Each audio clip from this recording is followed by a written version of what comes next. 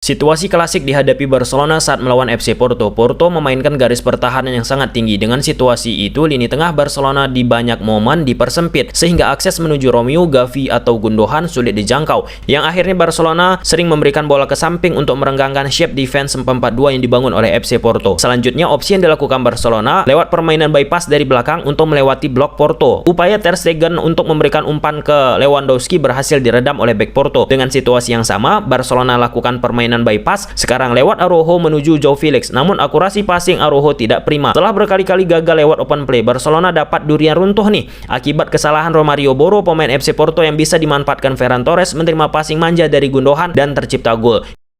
Dengan gaya klasiknya, Barcelona berhasil mengalahkan FC Porto dengan skor akhir 0-1 dalam lanjutan Liga Champions Eropa. Satu gol Barcelona dicetak oleh Ferran Torres di menit 45 plus perpanjangan waktu ke 1 menit. Asis dari Gundogan setelah berhasil memanfaatkan kesalahan elementer yang dilakukan oleh pemain FC Porto. Sebelum lebih jauh, aku nggak pernah bosan-bosannya untuk ingatkan teman-teman, ketika teman-teman tonton video ini sekalian tekan tombol like-nya, karena aku mendapatkan informasi dari sisi data ketika kita membahas klub La Liga seperti Barcelona, Real Madrid, performa like-nya belum begitu prima. Oke, poin pertama. Di laga ini, FC Porto menerapkan permainan high defensive line, garis pertahanan yang tinggi. Ketika tanpa bola, FC Porto menerapkan pola 1-4-4-2. Oke, yang kedua, Barcelona coba nih membangun serangan lewat sisi permainan 1-2 sentuhan, build up seperti biasa. Dengan high defensive line yang dimainkan oleh FC Porto mengakibatkan sulit Barcelona untuk bisa leluasa bermain lewat sektor tengah. Di sektor tengah Barcelona ditempati oleh 3 pemain. Ada Romeu, kemudian ada Gavi, serta Gundogan. Oke, ini yang ketiga. Ketika Barcelona mencoba bermain 1-2 sentuhan dan ingin memberikan bola ke posisi Romeu, Barcelona sering akhirnya mendelay bola ataupun mengkeep bola, atau memberikan bola akhirnya ke sektor kanan atau ke sektor kiri, dan menunggu lebih lama sedikit untuk merenggangkan shape tanpa bola 4-4-2 yang dimiliki oleh Porto. Alasannya kenapa, Bang? Ya, pada fase attacking, 2 pemain depan dari FC Porto, Taremi nomor 9, Aquinho nomor 11, teman-teman, mencoba menutupi ataupun sebagai cover shadow antara pemain belakang Barcelona dengan posisi Romeu. Posisinya seperti ini tuh. 2 ini pemain depan FC Porto, ini Romeu. Nah, jadi seiring berjalannya waktu, Romeu yang posisinya di belakang 2 striker FC Porto ini akan turun ke belakang, berdempetan ataupun masuk nih di antara 2 center back yang dimiliki oleh Barcelona, Araujo ataupun Konde. Istilahnya Salida La Volviana. Istilah Salida La Volviana ini di musim lalu ataupun 2 tahun lalu itu sering banget kita bahas. Hal klasik yang dilakukan oleh Barcelona.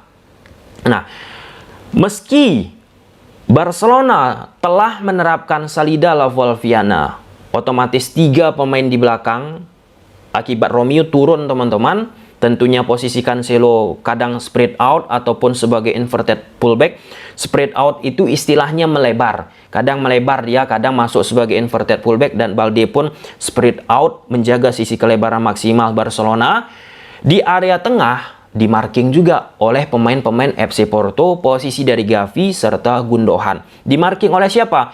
Nomor 6 marking posisi Gavi, sedangkan nomor 22 memarking posisi dari Gundogan. Jadi sama-sama nomornya pun. Gundogan dimarking oleh pemain nomor 22, Gavi dimarking oleh pemain nomor 6. Cocokologi yang cukup menarik juga ya. Nah, ketika Barcelona sulit untuk bisa memainkan bola dari sektor tengah lewat 1-2 sentuhan, hal klasik keempat, ini kita masuk poin keempat, teman-teman, dimainkan oleh Barcelona lewat permainan bypass. Tujuan bypass Barcelona itu diarahkan kemana, Bang Tom?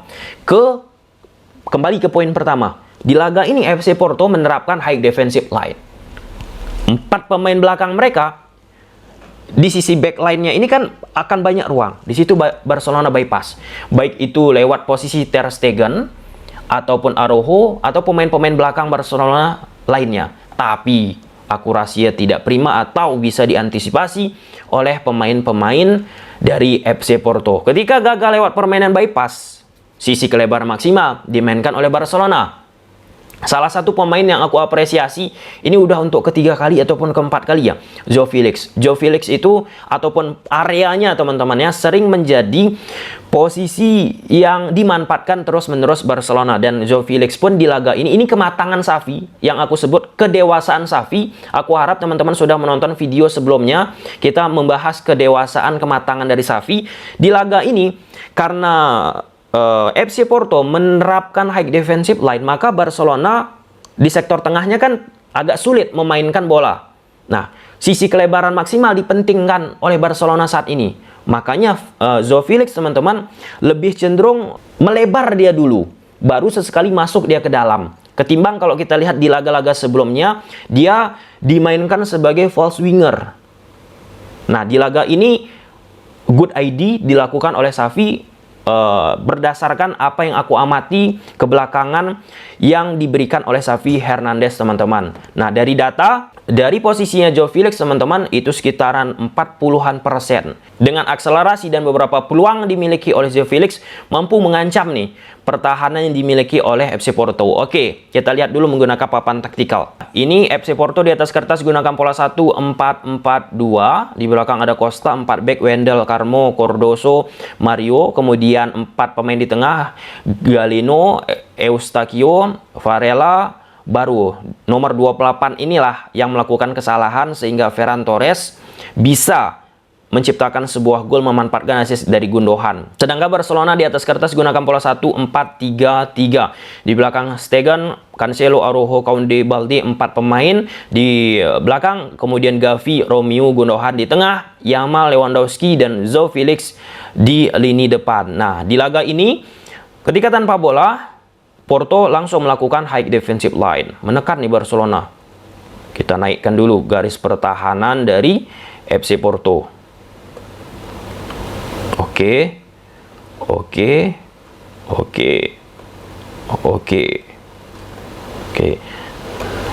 Posisi dari Romeu ini coba diisolasi oleh 2 pemain depan dari FC Porto, sehingga pemain-pemain Barcelona lewat Koundé ataupun Araujo dipersulit untuk bisa memberikan bola ke sektor ini.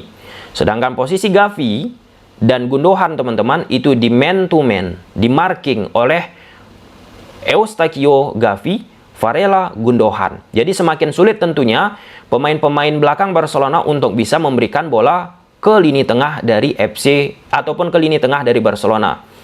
Félix turun, Lewandowski, dan Yamal. Nah, yang membedakan kala Barcelona dalam situasi seperti ini, lini depannya tidak mau drop turun ke bawah untuk menciptakan numerical number ataupun superiority. Lewandowski lebih pasif untuk menunggu saja di garis 4 pemain belakang dari FC Porto. Inilah yang membedakan akhirnya. Kita bicara case di laga ini teman-teman ya, tipikal Luis Suarez dengan Lewandowski. Beberapa waktu yang lalu kita pernah membahas situasi seperti ini yang dialami oleh Barcelona. Lini tengahnya sulit, posisi Gavi, Gundogan ataupun siapalah yang dulu mengisi posisi Gavi dan Gundogan ini atau Romeu teman-teman. Maka saat itu Luis Suarez drop turun ke bawah. Sebagai apa? Sebagai orang keempat di lini tengah. Numerical number. Jadi secara superiority Barcelona itu banyak orang. Ada opsi nih dimiliki oleh pemain-pemain belakang Barcelona untuk memberikan bola ke sektor tengah. Untuk di laga ini, opsi-opsi itu nggak dimiliki oleh Araujo ataupun Koundé untuk bisa memberikan deep passing. Deep passing itu istilahnya memberikan bola dari lini belakang ke posisi pemain depan. Nah, karena itu opsi yang dilakukan oleh Araujo ataupun Koundé, berikan bola ke sektor Cancelo yang melebar posisinya teman-teman, atau pada saat Koundé dapat bola, beri bola ke Balde, atau tahan dulu nih, keep the ball, menahan bola untuk tarik posisi Aquino, baru beri bola ke posisi Romeu. Seiring berjalannya waktu, karena sangat disiplin 4-4-2 yang dibangun oleh FC Porto membuat Romeu turun, masuk di antara 2 center back dari Barcelona. Nah, jadi secara numerikal, Barcelona menciptakan superiority pada fase build up. Nah, tetap Gavi ataupun Gundogan terjepit posisinya. Nggak leluasa. Nah, di situ juga Lewandowski belum mau drop. Apakah ini strategi dari Xavi untuk memposisikan Lewandowski statis aja di depan pada fase attacking yang dilakukan Barcelona? Bisa jadi teman-teman, tetapi itu nggak efektif kalau kita komparasikan dulu ketika membahas Luis Suarez yang turun nih mendekat ke lini tengah dari Barcelona.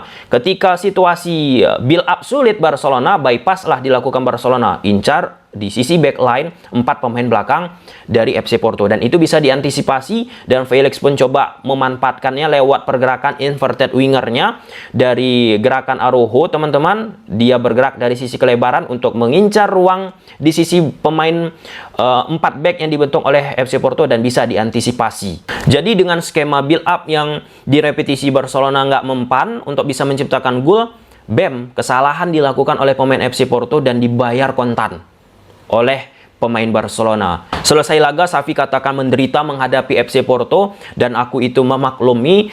Kalau kita komparasikan lagi di babak pertama, di babak kedua teman-teman, bagusan Barcelona di babak pertama, banyak tendangan-tendangan ataupun peluang yang dimiliki oleh Barcelona. Di babak kedua, FC Porto lebih fighting spirit lebih tinggi. Di babak pertama itu FC Porto nggak ada. Mereka hanya memanfaatkan situasi kesalahan-kesalahan dari Barcelona, baru memanfaatkan counter attack. Nah, di babak kedua, PP ya, pemain dari FC Porto, kecepatan ya, pemain depan berhasil menyulitkan pemain-pemain Barcelona. Ini pun sebenarnya tipikal klasik. Ketika lawan menghadapi Barcelona, letak aja pemain cepat, maka kesulitan pemain-pemain Barcelona di lini belakang. Pentingnya di laga ini, Araujo, Koundé ataupun Stegen berhasil mengantisipasi peluang-peluang yang dimiliki oleh pemain-pemain FC Porto. Itu krusial banget. Jika Porto peluang-peluangnya tidak diantisipasi, mungkin Barcelona bisa kalah nih 2-1 di laga ini. Oke, good luck Barcelona. Ini kemenangan penting meski permainannya nggak begitu bagus, tapi momen-momen itu penting untuk sebuah tim bisa survive dalam mengarungi sebuah turnamen ataupun kompetisi. Oke, sampai sini aja dulu teman-teman videonya, bye.